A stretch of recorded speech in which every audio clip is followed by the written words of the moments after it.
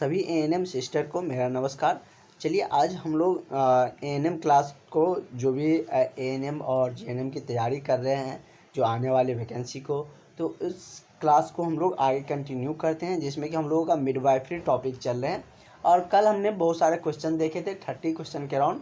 उसमें कुछ कैंडिडेटों को जो डाउट था इसको लेकर और वैसे हमने बताए भी थे, तो उसको फिर से हम इस क्वेश्चन को एक बार बता देते हैं उसके बारे में डिटेल्स में कि सिंड्रोम्स के कारण क्या क्या मतलब कि शरीर में होती है अनिश्चितता या असमानताएं, लक्षण क्या क्या देखने को मिलते हैं। क्योंकि शरीर में जो असमानताएं देखने को मिलते हैं वो किसके कारण, तो वो सिंड्रोम्स के कारण ही होते हैं। तो जैसे कि क्वेश्चन कह रहा है कि 21वें गुणसूत्र क्रोमोजोम, क्योंकि आपको पता है कि हमारे शरीर में कितना, तो 23 जोड़ा क्रोमोजोम होते हैं और हमारे शरीर में 23 जोड़ा होते हैं। उसके बाद और भी बहुत सारा ऐसा जंतु है जिसमें कि हमसे भी ज़्यादा मतलब कि क्रोमोजोम होता है। 23 जोड़ा मतलब कितना हो गया, 23 पेयर मतलब जोड़ा। एक पेयर में कितना, 2 होता है, तो मतलब कि 46 क्रोमोजोम होते हैं मानव के शरीर में। उसके बाद यदि हम बात करें तो कुत्ता में इससे ज़्यादा होते हैं, कबूतर में 80 जोड़ा होता है, सबसे ज़्यादा होता है टेरिफोफाइटस में सर्वाधिक होता है 1600 क्रोमोजोम होता है। कितना होता है, 1600 क्रोमोजोम होता है। सबसे कम जीवाणु में होता है, जीवाणु में एक ही क्रोमोजोम होता है। कितना होता है, एक ही क्रोमोजोम होता है। लेकिन हमारा क्वेश्चन उससे अलग है, कह रहा है कि 21वें गुणसूत्र क्रोमोजोम का संबंध होता है किससे, डाउन्स सिंड्रोम, टर्नर्स सिंड्रोम्स या क्लाइनेफेल्टर सिंड्रोम्स या कैसेरियन सेक्शन। तो मतलब कि गुणसूत्र को कम हो जाने से क्या होते हैं या बढ़ने से क्या होते हैं वो हम लोग जान लेते हैं। जैसे कि हमने आपको बताया कि हम लोगों के शरीर में 23 जोड़ा मतलब कि 46 गुणसूत्र होने चाहिए। वही यदि हम बात करें तो टर्नर सिंड्रोम कम हो जाता है, तो मतलब कि जनरली इसकी संख्या क्रोमोजोम की संख्या यदि 45 हो जाती है तो इसमें मतलब कि टर्नर सिंड्रोम आ जाता है। यहाँ पर ये सिंड्रोम देखने को मिल रहे हैं और ये केवल महिलाओं में होता है टर्नर सिंड्रोम। इसमें क्या होते हैं, तो इसमें स्त्रियों में मतलब कि अविकसितता देखने को मिलती है, मतलब पूरा शरीर विकसित नहीं होते हैं, जिससे कि उसमें बाझपन देखने को मिलता है। वही यदि हम बात करें कि क्लिनेफेल्टर सिंड्रोम्स, इसको क्लिनेफेल्टर या क्लाइनेफेल्टर सिंड्रोम से भी कहते हैं। इसको ऐसे भी लिखा जाता है कि आप इस तरीके से भी लिख सकते हैं,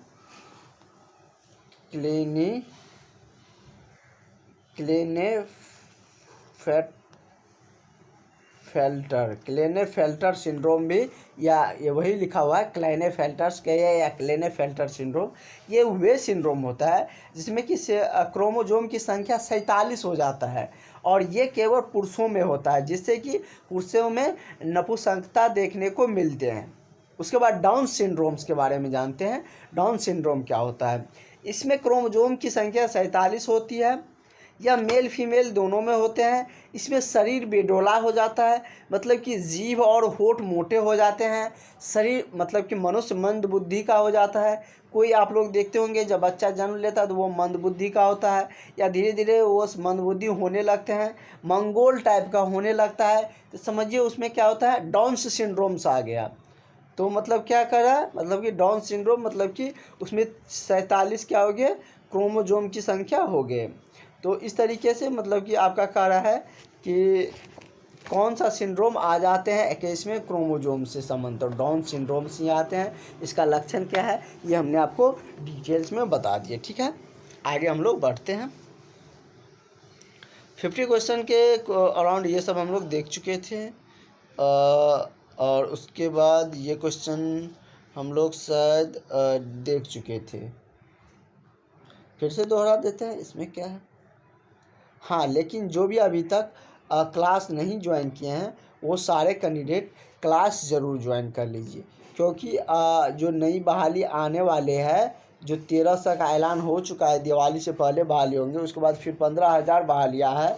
तो उसके लिए आपको प्रिपरेशन होनी चाहिए। यदि आपकी तैयारी नहीं रहती है तो आप उसके लिए फॉर्म सिर्फ भर के क्या करिएगा, जब आप तैयारी नहीं होता है तो आप फॉर्म भरने से तो कुछ होगा नहीं।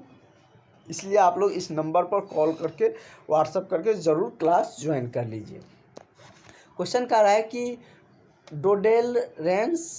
डोडरलेंस बेसिलिन पाया जाता है, कहाँ पर पाया जाता है? सिर में, नाक में, योनि में या कान में? तो ये कहाँ पर पाए जाते हैं? तो ये आपका पाया जाता है योनियों में। कहाँ पाया जाता है? योनियों में। कैसी? डोडरलेंस जो बेसिली होती है वो कहाँ पाया जाता है? तो स्त्रियों के योनि में पाए जाते हैं। ये पूछ दिया जाए या प्यूबिक हेयर पूछ दिया जाए तो ये सब कहाँ पे पाया जाता है? तो मतलब कि स्त्रियों के योनि में ही पाए जाते हैं। उसके बाद है कि भ्रूणीय विकास में गर्भ फेटस के तंत्रिका तंत्र का निर्माण होता है कहाँ? एक्स्ट्रोडर्म से या सेरोक्सा से या मेसोडर्म से या एंडोडर्म से? तो कहाँ से होता है भ्रूणीय विकास गर्भ में? तो ये आपका होता है एक एक्टोडर्म से। कहाँ होता है? एक्टोडर्म से इसका विकास होता है। तो इसका करेक्ट आंसर आपका ऑप्शन नंबर ए सही हो जाएगा।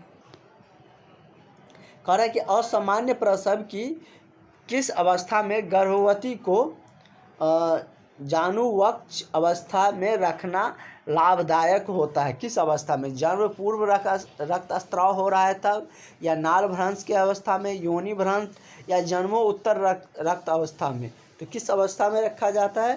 तो ये जन्म पूर्व रक्त अवस्था हो रहा है तो उस समय में इसको रखा जाता है जानुवक्ष अवस्था में। ठीक है, करेक्ट आंसर इसका ऑप्शन नंबर ए सही हो जाएगा। अगला है कि अस्थैनिक गर्भावस्था जो एक्टोपिक प्रेगनेंसी की जो मतलब कि फटने से उत्पन्न संभावित लक्षण क्या हो जाता है? निचला उदर में अचानक मतलब कि जब गर्भावस्था फटने के आते हैं तो उसमें क्या लक्षण उत्पन्न होने लगते हैं? निचले उदर में अचानक ऐंठन युक्त दर्द आने लगता है, या उसमें तीव्र रक्तस्राव होने लगता है, या निर्जलीयकरण आ जाता है, या रक्त शर्करा बढ़ने लगता है? ये क्या होता है? मतलब कि निचले जो उदर का भाग होता है, पेट का निचला भाग होता है, उसमें ऐंठन युक्त दर्द आने लगे तो आप पेशेंट को मतलब कि समझ जाइएगा यदि पेशेंट में ऐसा हो रहा है तो उसमें क्या हो रहा है? अस्थैनिक गर्भ अवस्था के फटने की उत्पन्न की संभावित लक्षण आने लगे हैं। ठीक है, सबकी गर्भावस्था फटने की स्थिति में आने लगा है। अगला क्वेश्चन कह रहा है कि प्रसव में जुड़वा गर्भों का अधिक पर्याप्त खतरा कौन सा है? कह रहा है कि प्रसव के समय में जुड़वा गर्भों का अत्यधिक पर्याप्त खतरा कौन सा रहता है? प्रसव उत्तर रक्तस्राव का, या रज्जु निकल आने का, या बाधे हुए जुड़वा का, या संक्रमण का? तो प्रसव में जुड़वा गर्भों का जो अत्यधिक प्राय का खतरा रहता है वो क्या चीज़ का रहता है? तो वो रज्जु निकलने का खतरा रहता है। किसका? तो रज्जु निकल आने का खतरा बना रहता है। इसका करेक्ट आंसर आपका ऑप्शन नंबर बी हो जाएगा। नेक्स्ट क्वेश्चन कह रहा है कि गर्भस्थ के समय पाए जाने वाले लिक्विड एमनी की सामान्य मात्रा कितनी होनी चाहिए? 700 से 1000 ml, 1000 से 250 ml, 2500 ml, 2500 से 3000 ml, या 3000 ml से ज़्यादा? ml मतलब मिलीलीटर। तो कितना होते हैं? तो ये आपका 700 से 1000 मिलीलीटर के ही मध्य में इतना ही होना चाहिए, इतना के बीच में होनी चाहिए। इसका करेक्ट आंसर आपका क्या हो जाएगा? ऑप्शन नंबर आपका ए सही हो जाएगा। नेक्स्ट क्वेश्चन कह रहा है कि नितंब प्रस्तुति के साथ जुड़वा सबसे बड़ा खतरा क्या है? तीव्र प्रसव का, या पैर निकलने का, या बाहु निकलना, या रज्जु निकलने का? तो नितंब प्रस्तुति के साथ जो जुड़ा सबसे बड़ा खतरा होता है, जब नितंब प्रस्तुति किए जाते हैं तो उस समय सबसे बड़ा जो खतरा बना रहता है वो क्या चीज़ का रहता है? तो रज्जु निकलने का ही बना रहता है। ये कह लीजिए, या जुड़वा गर्भावस्था के धारण के समय में भी रज्जु निकलने का ही खतरा बना रहता है। तो इसका भी करेक्ट आंसर आपका ऑप्शन नंबर डी हो जाएगा। ठीक है, नेक्स्ट क्वेश्चन हम लोग चलते हैं। कह रहा है कि वह आयु जब गर्भ की खोपड़ी का ब्रेगमा बंद हो जाना चाहिए, वह कौन सी आयु है जब गर्भ की जो खोपड़ी होती है उसका ब्रेगमा बंद हो जाता है? 21वें महीने में, 18वें महीने, 7वें या 5वें महीने में? तो ये कब होता है? तो ये आपके 18वें महीने में होता है। कब होता है? 18वें महीने में। करेक्ट आंसर आपका ऑप्शन नंबर बी हो जाएगा। नेक्स्ट क्वेश्चन की तरफ बढ़ते हैं हम लोग। हमारा अगला क्वेश्चन कह रहा है कि गर्भ के सिर का जन्म, मतलब कि गर्भ के सिर का जन्म होता है एक्सटेंशन द्वारा या क्रोविंग द्वारा या फ्लेक्शन द्वारा या इनमें से कोई नहीं? तो किस प्रकार से होता है? तो ये आपका मतलब कि एक्सटेंशन द्वारा भी नहीं होते हैं, क्रोविंग द्वारा भी नहीं किया जा सकता है, तो इनमें से नन ऑफ दीज हो जाएगा। कैसे होता है? ये आपके आगे के क्वेश्चन दिया गया वहाँ पर देखने को मिलेंगे, और इससे पहले भी हम बता चुके हैं इस क्वेश्चन के बारे में, पिछला क्लास में आप लोग देखिएगा। कह रहा है कि बच्चा प्रजनन करने वाली सबसे ठीक प्रकार की श्रेणी पेल्विस है क्या? अंडा आकार प्रयत्न या हृदय आकार प्रयत्न पेल्विस जिसको बोलते हैं, या गोलाकार प्रयत्न या वृक्काकार प्रयत्न? तो बच्चा प्रजनन करने की सबसे जो सटीक प्रकार का जो श्रेणी जो है पेल्विस जो माना जाता है वो किस प्रकार का माना जाता है? तो गोलाकार प्रयत्न का। किस प्रकार का? तो गोलाकार का। करेक्ट आंसर आपका ऑप्शन नंबर सी हो जाएगा। अगला कह रहा है कि बच्चों को ऊष्मा यंत्र इंस्यूबेटर में रखा जाता है, मतलब ऊष्मा यंत्र में जो रखा जाता है क्योंकि यह सदमे को ठीक से करने में सहायता आता है, या शरीर को तापमान को समान बनाए रखने में, या पेशियों की सक्रियता कम करने में, या यह वृद्धि एवं विकास के सुगम बनाता है। तो बच्चों को ऊष्मा यंत्र में रखा जाता है क्योंकि उससे क्या होता है? तो उससे मतलब यह शरीर के तापमान को समान बनाए रखते हैं। अभी आप इस केस को कब देखते हैं? जैसे कि 9 महीने में नॉर्मली डिलीवरी होते हैं, लेकिन कुछ डिलीवरी ऐसे भी होंगे, आप जहाँ पर जॉब करिएगा तो आपके पास ऐसे भी पेशेंट, ऐसे भी केसेज आ जाएंगे कि मतलब कि डिलीवरी 9 महीने से पहले 7 महीने में ही हो गया।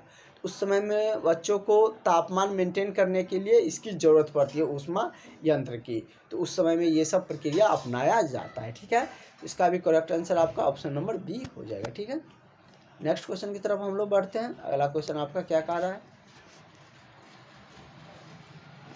कह रहा है कि पस पीयूष ग्रंथि से निकलने वाला हार्मोन जो प्रजनन अंगों एवं स्तन कोशिकाओं को प्रभावित करता है उसको क्या कहते हैं? प्रोगेस्टेरॉन या वैसोप्रेन या कॉर्टिकोस्फिन या ऑक्सीटोसिन? तो क्या कहा जाता है उस ग्रंथि को? तो उसको कहा जाता है ऑक्सीटोसिन। क्या कहा जाता है? तो ऑक्सीटोसिन उसको कहे जाते हैं। करेक्ट आंसर आपका ऑप्शन नंबर डी हो जाएगा।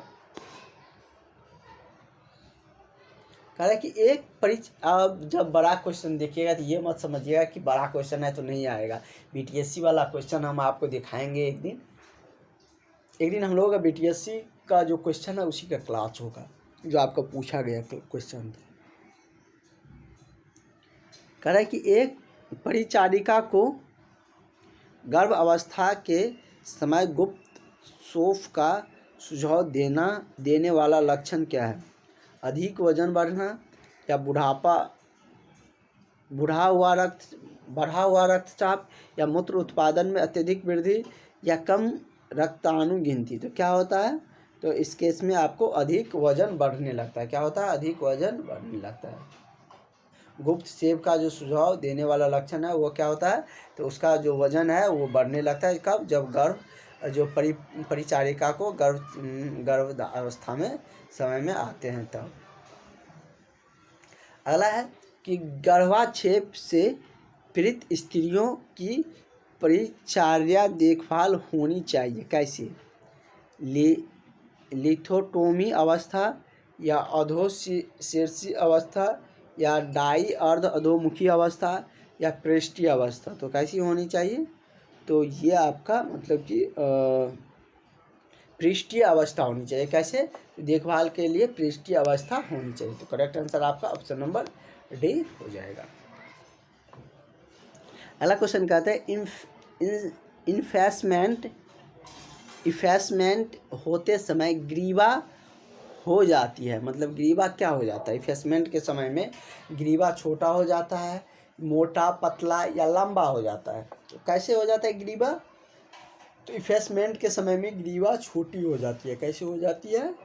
छोटी हो जाती है। तो इसका करेक्ट आंसर आपका ऑप्शन नंबर ए सही हो जाएगा। नेक्स्ट क्वेश्चन की तरफ बढ़ते हैं। कह रहे हैं कि पेडोलिक गर्भवर्तन में गर्भ को प्रस्तुत होने के लिए बनाया जाता है किससे?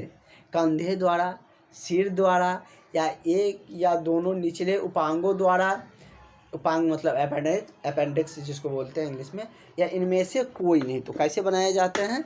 तो इनको बनाया जाता है मतलब कि एक या दोनों निचले उपांग के द्वारा। इसका करेक्ट आंसर आपका ऑप्शन नंबर डी हो जाएगा। अगला क्वेश्चन आपका कह रहा है कि कौन सा एक स्त्राव एंटेरियो पिट्यूटरी ग्लैंड, क्या कह रहा है कि एक स्त्राव मतलब कि पिट्यूटरी ग्लैंड आपके गले में होते हैं, जो कि गले से कनेक्टेड मतलब कि हृदय से कनेक्ट होकर मतलब कि सर तक जोड़ने का कार्य करता है, जो आपका पिट्यूटरी ग्लैंड है। वही कह रहा है कि एक जो स्त्राव एंटेरी अगर दिक्कत होगा तो हम कल पिट्यूटरी ग्लैंड को फिगर के साथ समझा देंगे।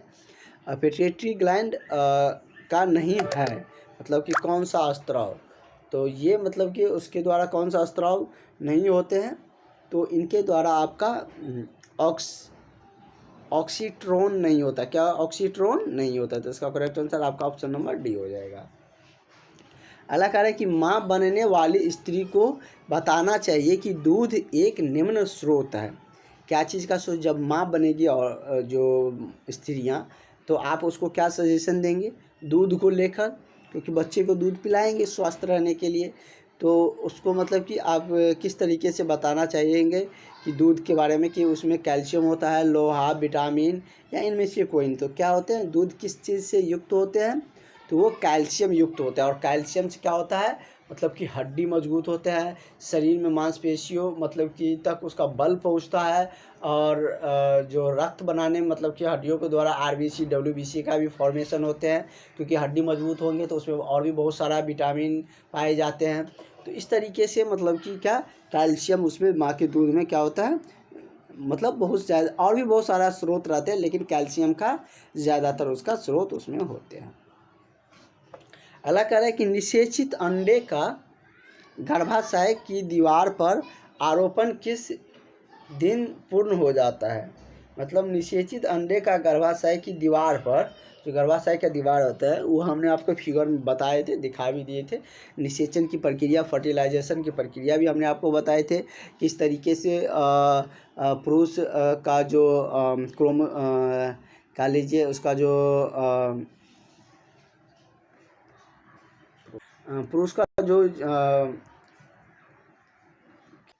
ये हमने पिछले क्लास में बहुत सारे डिटेल्स में बताए थे। हालांकि टर्म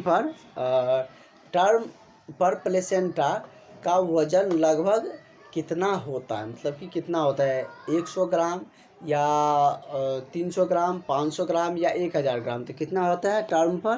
तो इस पर इसका जो वजन होता है वो 500 ग्राम होता है। कितना होता है? 500 ग्राम होता है। मतलब कि निषेचन में, फर्टिलाइजेशन में हमने आपको बताए थे ना कि पुरुष का जो जब शुक्राणु फीमेल बॉडी के योनि के माध्यम से शरीर में इंटर करता है, जो कि ओवरी अंडाशय में जाकर वहाँ पर निषेचित हो जाता है, तो इस तरीके से फर्टिलाइजेशन की प्रक्रिया होती है। तो वही कह रहे हैं कि कितने दीवार पर जो आरोपण होता है गर्भाशय पर, वो पूर्ण दिन कितने में दिन में होते हैं? 5 में, 11 में, 20 में, या दूसरे दिन में? तो ये किस दिन में होते हैं? तो ये आपके 11वें दिन में होते हैं। कितने दिन में? 11वें दिन में।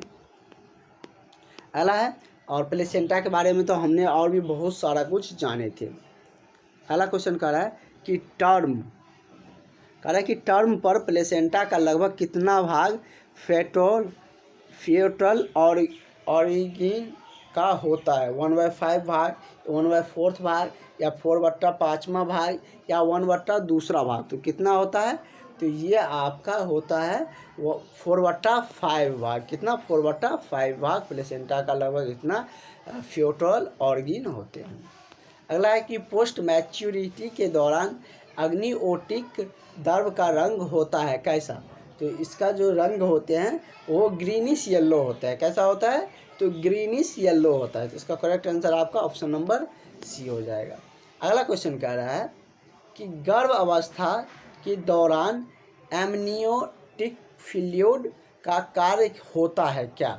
गर्भ अवस्था के दौरान एमनियोटिक फ्लूइड का जो कार्य होता है वो कैसा होता है, ये होता है मतलब कि जैसे इसमें ये दिया गया है आपका